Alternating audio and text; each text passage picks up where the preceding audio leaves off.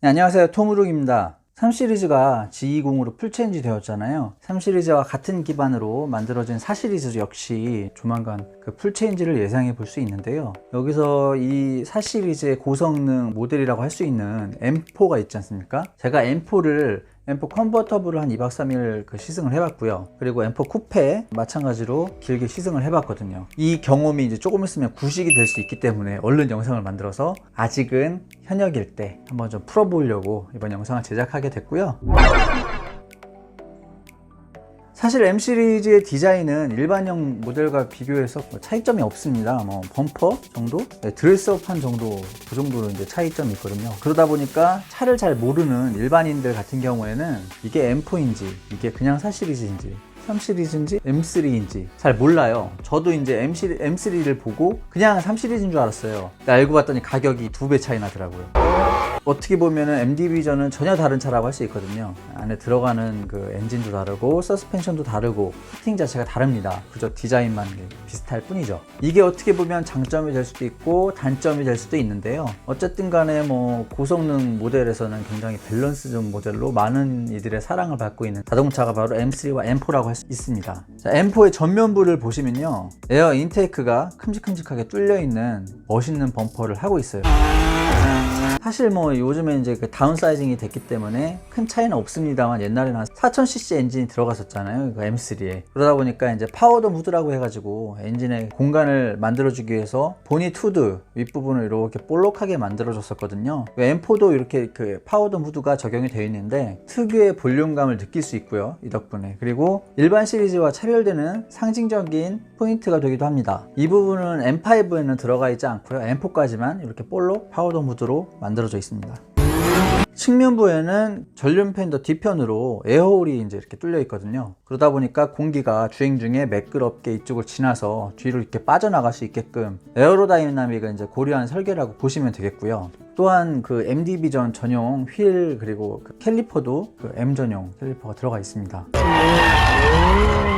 사이드미러 커버도 MD 비전 전용 사이드미러 커버가 들어가 있는데, 일반 모델을 드레스업 하시는 분들 있잖아요. M처럼 보이게 이제 드레스업 하시는 분들이 있는데, 워낙에 이 사이드 커버는 짝퉁 정품 할 것 없이 굉장히 비싸다고 해요. 그러다 보니까 드레스업 하시는 분들도 이 사이드 미러 커버는 쉽게 건드리지 못한다고 합니다. 그러니까 여러분들도 가시다가 전용 이 사이드 미러 커버가 딱 보이면 이 차는 M 시리즈구나, 이렇게 보시면 될 것 같아요. 이게 안 돼 있으면 다른 부분은 이제 다 드레스업 돼 있어도 요거는 M이 아닌가 보다, 이렇게 생각하시면 거의 대부분 들어맞는다고 합니다.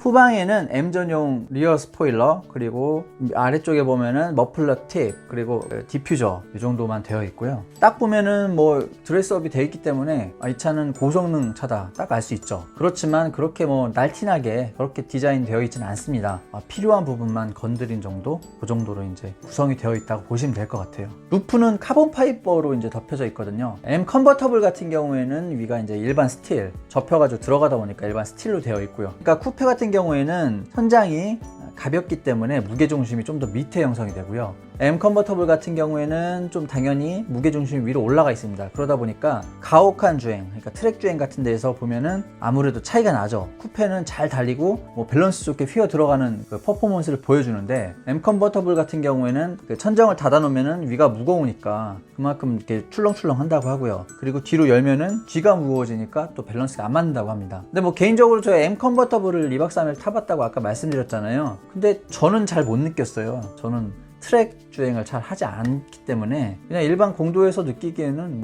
M 컨버터블도 충분한 고성능 차, 재미있는 차, 그런 느낌이었습니다. 제가 이 차로 시속 250km에 리밋이 걸려 있는데, 그때 렌트한 차는 285까지 나가더라고요. 그래서 한번 저도 모르게 시속 285km를 밟아봤던 경험이 있습니다. 물론 몇 년 전의 얘기지만 그렇습니다.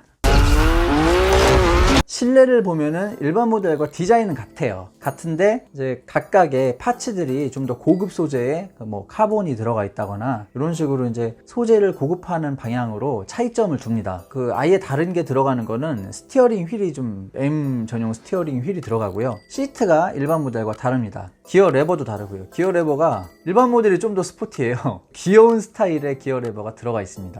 개인적인 그 평을 해보자면 스티어링 휠이랑 이 시트는 정말 떼다가 제 차에 달고 싶어요. 그립감 좋은 스티어링 휠이고요. 숫자감 좋은 시트를 가지고 있습니다. 오디오는 하만 카돈 시스템이 들어가는데요. 일반형 모델보다 뭐 확연하게 좋은 음질과 그 음량을 들려주는 시스템입니다.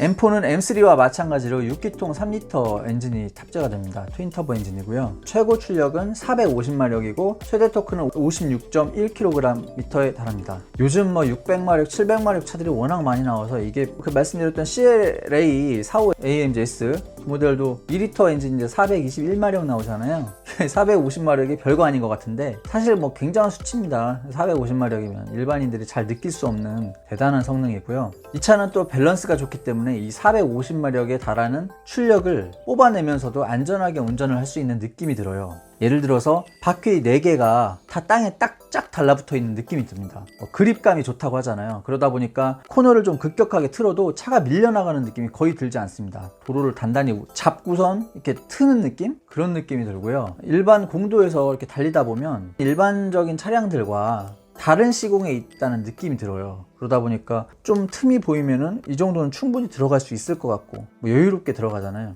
근데 이제 일반 차량들이 보면 그건 칼치기죠. 고성능 차를 운전하시는 분들이 칼치기를 왜 많이 하는지 이런 고성능 차 한번 타보시면은 살짝 좀 이해는 갑니다. 물론 그렇게 칼치기를 하면 안 되겠죠.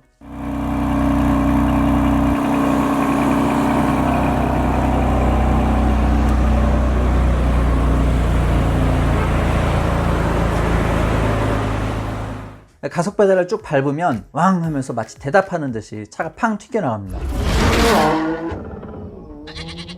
이게 너무 기분이 좋은 거예요. 그 소리가 막 엄청나거든요. 왕 하면서 듣기 좋은 소리, 거슬리는 소리도 아니고 듣기 좋은 소리가 왕 하면서 차가 쫙 나가는데 그게 기분이 너무 좋다 보니까